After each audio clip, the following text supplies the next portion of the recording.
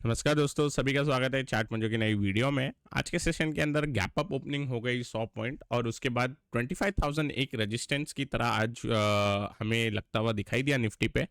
ऐसा लग रहा था कि 25,000 भी निकलना चाहिए आज, जिस हिसाब से हमने लास्ट दो सेशन देखे थे। लेकिन आज के सेशन में 25,000 एक साइकोलॉजिकल हर्डल टच करने के बाद थोड़ा बहुत यहाँ पे मार्केट नीचे जाता हुआ दिखाई दिया। लेकिन पॉजिटिव क्या है? पॉजिटिव ये है कि ये जो हमारी फ्राइडे की कैंडल है, ओके, इस फ्राइडे की कैंडल के क्लोजिंग के ऊपर ही हम लगभग क्लोज हुए हैं या क्लोजिंग के आसपास ही क्लोज हुए हैं।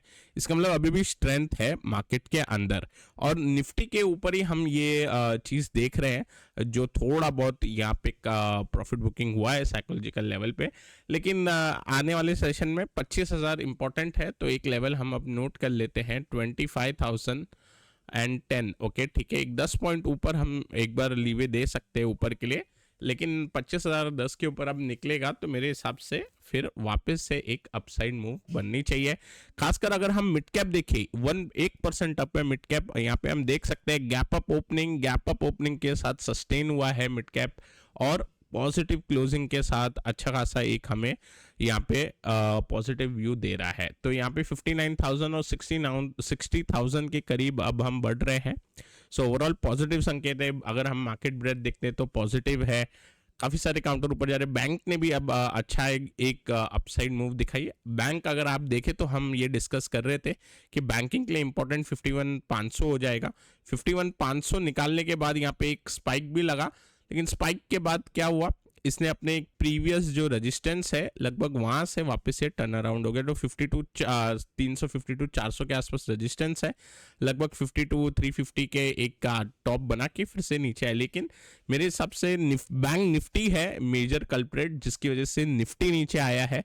क्योंकि निफ्टी आईटी तो ऑलरेडी ऊपर है, निफ्टी आईटी ने ऑलरेडी ब्रेकआउट दे दिया है। तो निफ्टी आईटी ब्रेकआउट के बाद आज थोड़ा शांत था और निफ्टी बैंक की बारी थी चलने की। लेकिन यहाँ से हमें एक ये डाउन मूव मिल गई अपसाइड में, काफ़ी क्विक डाउन मूव मिली। अगर हम 5 मिनट का चार्ट देखेंगे तो यहाँ पे ये जो 3 कैंडल आप देख रहे हो, इस 3 कैंडल की वजह से काफ़ी कुछ निफ्टी के अंदर भी एक डाउनफॉल बन गया, बट बाकी सब चीज़ें सही है। तो मेरे हिसाब से बैंक निफ्टी भी फिर धीरे से कैचअप करना चाहिए। और लेवल्स की बात करें तो नीचे के साइड उतना कुछ इशू नहीं नज़र आता दोस्तों। डाउन साइड पे अगर मैं डेली चार्ट पे जाता हूँ निफ्टी पे, तो इंपॉर्टेंट लेवल कौन कौन से हो जाएंगे। अब जो भी ये देखो, आप इधर देख रहे हो कि 24,660, उसके बाद 24,480, उसके बाद 24,150, ये सारे लेवल एक सपोर्ट की तरह बन जाएंगे। मतलब यहाँ पे नीचे के लिए मेरे हिसाब से कोई एक स्मूथ ट्रेड नहीं होगा, चॉपीनेस बढ़ जाएगी अगर मार्केट नीचे जाता है तो।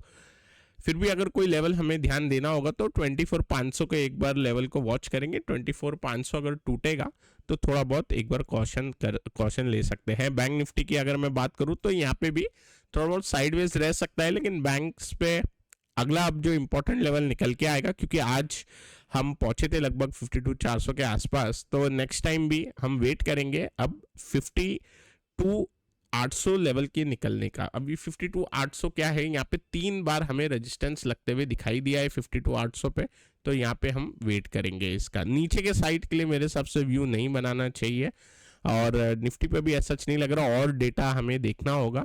मिड कैप पे बायस बुलिश है और मिड कैप वन वे ऊपर जा रहा है। यहाँ पे मिड कैप अब 59 और 60,000 की तरफ मेरे हिसाब से बढ़ना चाहिए। और डाउ की बात करते हैं, डाउ के अंदर काफ़ी एक अच्छा जो फ्राइडे सेशन के अंदर एक अपसाइड मूव बनी, रिवर्सल आया। उसके बाद अगर हम देखें आज भी ऊपर ही है। मेन दिक्कत कहाँ पे आ रही है डाउ की, अगर मैं यहाँ पे चार्ट देखूँ तो मेन जो इशू है वो ये डॉलर इंडेक्स क्रिएट कर रहा है। यहाँ पे आप देखिए डॉलर इंडेक्स थोड़ा सा, अब कल अगर हम देखें डेटा कि कौन से डेटा लाइनअप अभी होने वाले हैं, और काफ़ी एक इम्पॉर्टेंट अभी ये है डेटा हमको देखने मिलेगा 31 जुलाई को, जहाँ पे फेड इंटरेस्ट रेट डिसीजन होगा। उस दिन मेरे हिसाब से फिर ये डॉलर इंडेक्स थोड़ा काम हो जाएगा। यहाँ पे थोड़ा एक ब्रेकआउट की कोशिश है डॉलर इंडेक्स की तरफ से। और बॉन्ड यील्ड अगर मैं देखता हूँ तो ये कुछ अलग पिक्चर दिखा रहा है। बॉन्ड यील्ड जो है वो नीचे की तरफ एक ब्रेकडाउन का पिक्चर दिखा रहा है। तो ये जो कंफ्यूजन बना हुआ है, डॉलर इंडेक्स जो थोड़ा स्ट्रांग हो रहा है, मेरे हिसाब से ये डॉलर इंडेक्स भी फिर थोड़ा नीचे की ओर ही जाना चाहिए और उस समय फिर हमें डाउ भी एक अच्छी अप मूव दिखाते हुए दिखाई देगा। तो अभी बायस बुलिश के साथ चलेंगे। काउंटर जो डिस्कस किए थे, बाय द वे एक काउंटर के अंदर पेनेंट पैटर्न हमने डिस्कस किया था, 361 था वो काउंटर का नाम, और अच्छा खासा आज हमको अंदर उसके अंदर भी एक मूव देखने मिला। तो यहाँ पे देखिए एक पेनेंट पैटर्न बना हुआ है। पेनेंट पैटर्न का ब्रेकआउट हमने आई थिंक 23 जुलाई पे ये चार्ट पैटर्न हम डिस्कस कर रहे होंगे यहाँ पे, और अच्छी मूव बनी, 2-3 दिन साइडवेज रहा और आज फिर से एक ऑल टाइम हाई अपने लेवल पे चले गया। कल भी मेरे हिसाब से मूव रहनी चाहिए। तो ये तो हो गया काउंटर जो हमने पहले एक बार डिस्कस किया था। और एक बार काउंटर की ओर चलते हैं। जैसे लुपिन हमने अभी वीकली वीडियो में डिस्कस किया, तो ये भी फ्लैग ब्रेकआउट के ऊपर ही है। नौकरी अगर बात करें तो आईटी ने थोड़ा बहुत आज परफॉर्म नहीं किया, तो थोड़ा नीचे रिटेस्ट के लिए आ गया है। मेरे सबसे इस पर भी व्यू पॉजिटिव ही रहना चाहिए। बात करते हैं अभी काउंटर की जो फिलहाल रेडार पे आया है, तो ये है KNR कंस्ट्रक्शन का काउंटर। अब दोस्तों इसके अंदर एक वेज पैटर्न बना हुआ है, और ये वेज पैटर्न की अगर मैं बात करूं, मैडम इसको अगर आप टेक्स्ट पढ़ोगे तो एक हाई एंड टाइट फ्लैग करके पैटर्न होता है, लेकिन इसमें क्या है, बॉडी काफ़ी बड़ी हो गई है, या हम इसको पेनेंट भी बोल सकते हैं। और पोल अगर आप देखोगे तो हाई एंड टाइट फ्लैग का क्राइटेरिया थोड़ा अलग रहता है। अगर मैं बात करूं यहाँ पे मंथली कैंडल की, आप देख सकते हो 241 से 400 हो गया, लगभग 180% अप मूव है। और 80% अप मूव के बाद अगर मैं बात करूं तो जब भी ये हाई निकलेगा 407 410 का, फर्दर यहाँ से एक अपसाइड की मूव बननी चाहिए।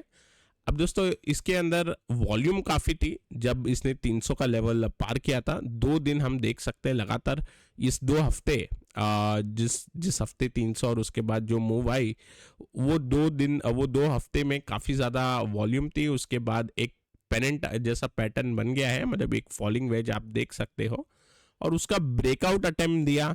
ब्रेकआउट के बाद रीटेस्ट हो गया, देख सकते हैं आप, और वापस आज के दिन जो इसने एक अपसाइड की मूव दिखाई, उस वजह से ऐसा लग रहा है कि इसमें ब्रेकआउट बन सकता है। तो इंपॉर्टेंट लेवल क्या होंगे दोस्तों, यहाँ पे 400 से लेके 406 का एक हर्डल बन रहा है, जो कि इसके जो प्रीवियस जहाँ से ये स्विंग हाई जो दिख रहा है, जहाँ से वेज पैटर्न बन रहा है, वो एक हर्डल हो सकता है। बट मेरे हिसाब से मार्केट के अंदर अगर ये 400 का लेवल पार करेगा तो एक बार व्यू पॉजिटिव होना चाहिए, ओवरहेड रेजिस्टेंस साइड निकल जाए उस समय, तो इसके अंदर एक बार व्यू पॉजिटिव बना के चल सकते हैं।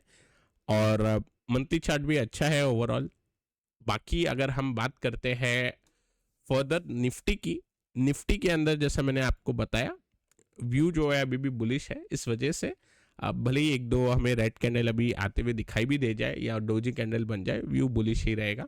सो एक ही काउंटर पे फिलहाल हम डिस्कशन अभी करेंगे, बाकी जो ओल्ड काउंटर है उसी के ऊपर हम फोकस करेंगे।